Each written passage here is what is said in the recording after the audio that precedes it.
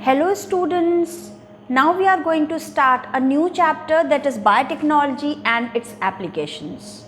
In previous chapter we have already studied the principles of biotechnology. We have studied how we can introduce a gene of interest from one organism into other host organism using a vector. ये सब कुछ हमने क्यों किया और क्या applications हैं biotechnology के, हम इस चैप्टर में पढ़ेंगे. तो biotechnology mainly deals with the industrial scale production, large scale production of biopharmaceuticals and other biological products using genetically modified fungi, microbes, plants and animals. तो जेनेटिकली मॉडिफाइड ऑर्गेनिजम्स को use करते हुए हमारे लिए यूज़फुल प्रोडक्ट्स का large scale production करना है biotechnology का मेन रोल. हम देखते हैं कि बायोटेक्नोलॉजी के क्या क्या एप्लीकेशंस हैं किन फील्ड्स में. तो सबसे पहला तो एग्रीकल्चर की फील्ड में है. हमने बहुत सारी जेनेटिकली मॉडिफाइड क्रॉप्स बनाई हैं. इसके अलावा हम बहुत सारी थेरेप्यूटिक्स मीन्स डिजीज़ेस के लिए ड्रग्स और वैक्सीन्स बनाने में हम बायोटेक्नोलॉजी का इम्पॉर्टेंट रोल है. इसके अलावा डायग्नोस्टिक्स, बहुत सारे डिजीज़ेस का डिटेक्शन कब हो पाता है आप जानते हो, जब सिम्टम्स अपीयर हो गए हैं, मीन्स बहुत ज़्यादा स्प्रेड हो गई है डिजीज़, इन्फेक्शन बहुत ज़्यादा सीवियर है. बायोटेक्नोलॉजी के हेल्प से आप किसी डिजीज़ का अर्ली डिटेक्शन भी कर सकते हो much before the appearance of symptoms. Means viral and bacterial infection बहुत माइनर सा भी है बॉडी में, तब भी आप डिटेक्शन कर सकते हो उसका. प्रोसेस्ड फूड बहुत सारे बनाए गए हैं बायोटेक्नोलॉजी को यूज़ करते हुए. बायो रेमेडिएशन में इसका रोल है. इसके अलावा वेस्ट ट्रीटमेंट और एनर्जी प्रोडक्शन में भी बायोटेक्नोलॉजी का रोल है. तो अब हम देखते हैं कि इस चैप्टर में मेनली हमको क्या क्या पढ़ना है. सबसे पहले हम पढ़ेंगे बायोटेक्नोलॉजी का एग्रीकल्चर की फील्ड में क्या रोल है. यहाँ पर दो मेन हेडिंग्स हैं, BT plants and pest resistant plants. आप जानते हो बीटी इज बैसिलस thuringiensis, एक बैक्टीरिया है जो एक इंसेक्टिसाइडल प्रोटीन बनाता है.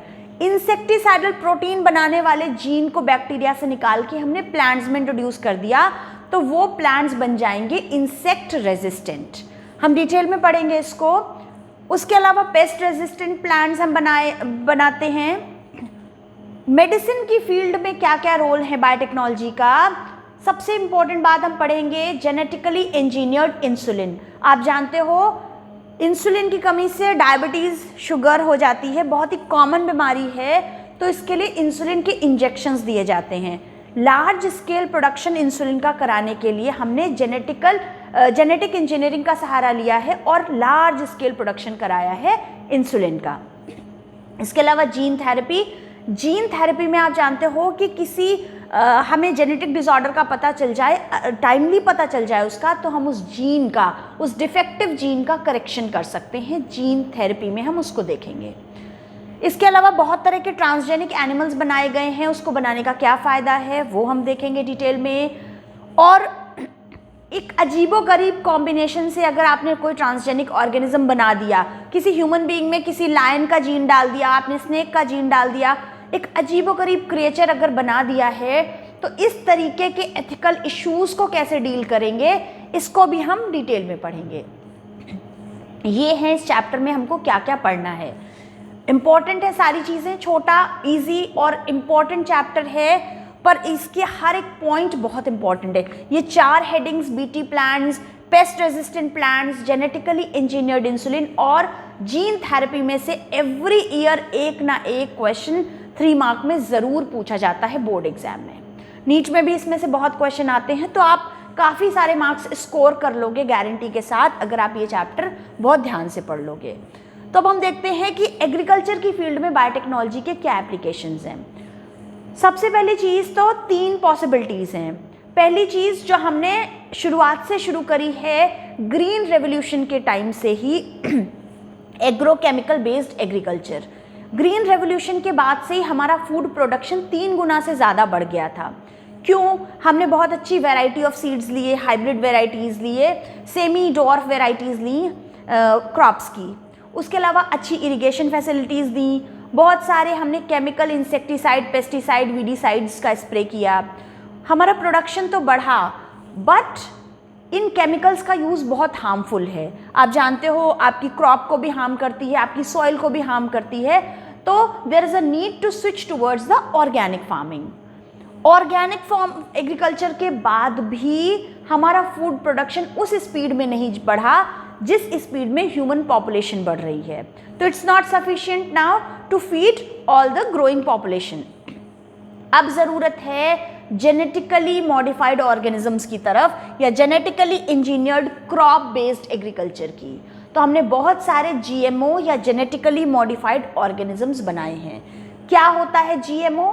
Very important thing, GMO genetically modified organisms कैसे बनाते हैं? हम जीन ऑल्टरेशन करते हैं या जीन मैनिपुलेशन करके हम जेनेटिकली मॉडिफाइड ऑर्गेनिज्म बनाते हैं। क्या करते हैं? आप पढ़ चुके हो, कोई भी जीन ऑफ इंटरेस्ट, जैसे कि बैक्टीरिया से जीन ऑफ इंटरेस्ट हमने इंसेक्टिसाइडल प्रोटीन बनाने वाले जीन को निकाल के प्लांट्स में इंट्रोड्यूस कर दिया, तो अब ये प्लांट बन गया इंसेक्ट रेजिस्टेंट और ये प्लांट है जेनेटिकली मॉडिफाइड। जेनेटिकल मॉडिफिकेशन से हमको क्या क्या फ़ायदे हैं हम देखेंगे, बहुत इंपॉर्टेंट चीज़ है।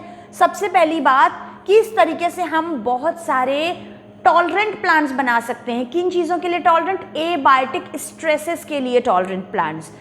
बहुत वैरायटी ऑफ स्ट्रेसेस झेलने पड़ते हैं प्लांट्स को, हीट हुआ, सॉल्ट हुआ, ड्रॉट है या कोल्ड है। जो कोल्ड में ग्रो करता है प्लांट जैसे कि एप्पल, वो प्लेन में नहीं ग्रो करता है, कुछ सॉल्टी एरियाज में ग्रो करता है, वो इधर ग्रो नहीं करता। तो हम प्लांट को ऐसा बना सके कि वो ज़्यादा एबायोटिक स्ट्रेसेस को झेल सके और डिफरेंट वैरायटी ऑफ एरियाज में ग्रो कर सके। उसके अलावा हम प्लांट्स को पेस्ट रेजिस्टेंट बना ले जिससे उसकी केमिकल पेस्टिसाइड और इंसेक्टिसाइड पे रिलायंस कम हो जाए। पेस्ट क्या होते हैं? वो सभी एनिमीज प्लांट के जो प्लांट की ग्रोथ को डिस्टर्ब करते हैं। इंसेक्ट हो जाएंगे, नेमाटोड्स आ जाएंगे, इसी में वीड्स हो जाएंगी, तो ये सभी पेस्ट होते हैं जो प्लांट की ग्रोथ को डिस्टर्ब करते हैं। अब हमने जब प्लांट को पेस्ट रेजिस्टेंट बना लिया है, हमको केमिकल्स स्प्रे नहीं करने पड़ेंगे।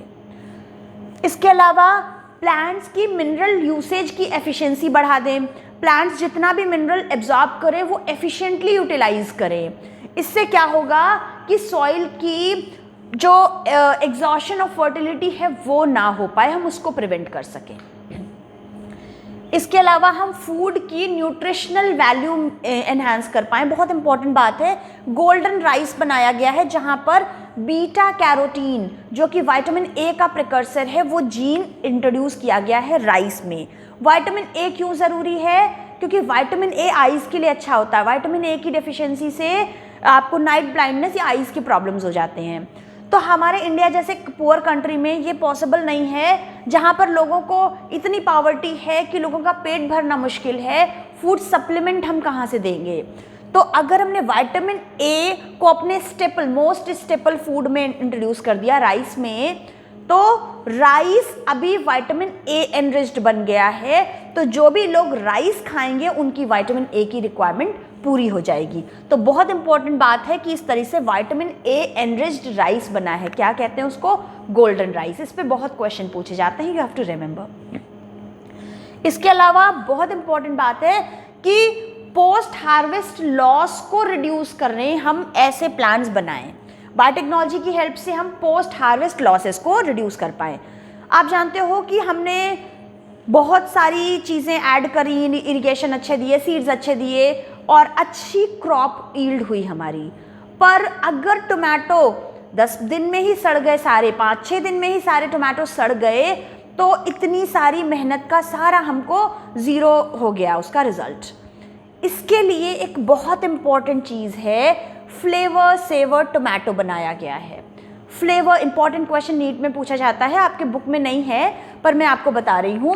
फ्लेवर सेवर, ये जो फ्लेवर सेवर ऐसे लिखते हैं, एक्चुअली इसका प्रोनाउंसिएशन यही है कि टोमेटो के फ्लेवर को हम सेव कर रहे हैं।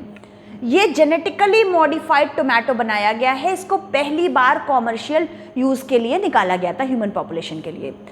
इसमें खास बात क्या करते हैं, अब एंटीसेंस जीन इंट्रोड्यूस करते हैं, इसको आप अच्छे से तब समझ पाओगे जब आप पेस्ट रेजिस्टेंट प्लांट हेडिंग पढ़ोगे।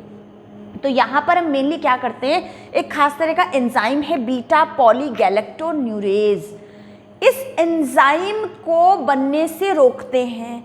ये एंजाइम क्या करता है, ये एंजाइम डिस्टर्ब करता है प्लांट को। कैसे डिस्टर्ब करता है, ये एंजाइम प्लांट्स की पेक्टिनेज, पेक्टिन और सेल वॉल्स को डिग्रेड कर देता है, जिससे कि जो स्किन है टोमेटो की वो सॉफ्ट हो जाती है। स्किन सॉफ्ट हो जाएगी तो अब उसको फंगल इन्फेक्शन का जल्दी खतरा है, टोमेटोज जल्दी सड़ जाएंगे। पर ये एंजाइम नहीं बनेगा, टोमेटो की स्किन नहीं जल्दी से डिग्रेड होगी, डिसॉल्व होगी, तो टोमेटो सॉफ्ट नहीं होंगे और जल्दी डैमेज नहीं होंगे। इस तरीके से हमने बनाया है genetically modified tomato, flavour saver tomato.